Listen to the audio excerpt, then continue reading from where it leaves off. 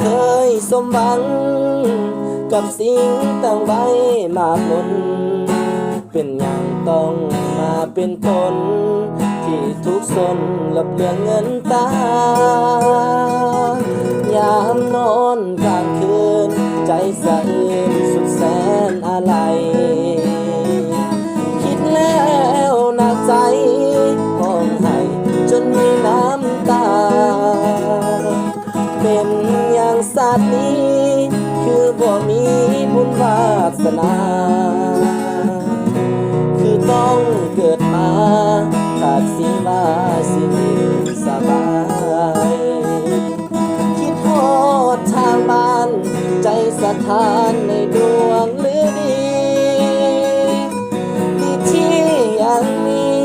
พ่อแม่พี่น้องเพื่อนทุกทั่วหน้า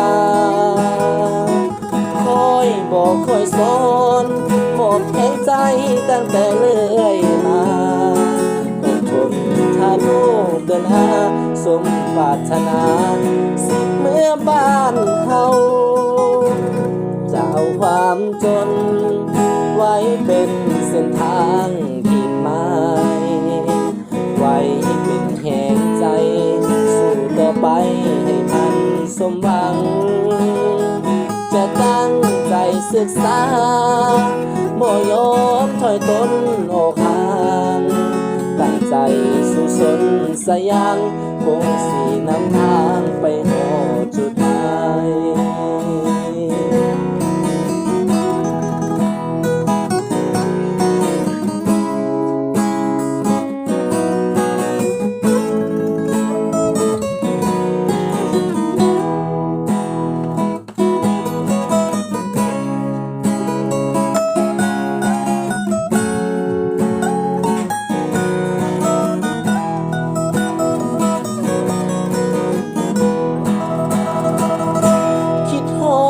ทางบ้านใจสถานในดวงหรือดี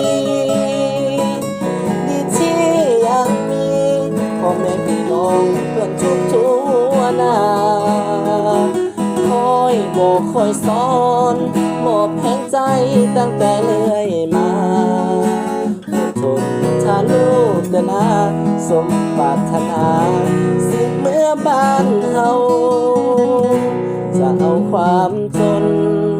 ไว้เป็นเส้นทางขีดหมาย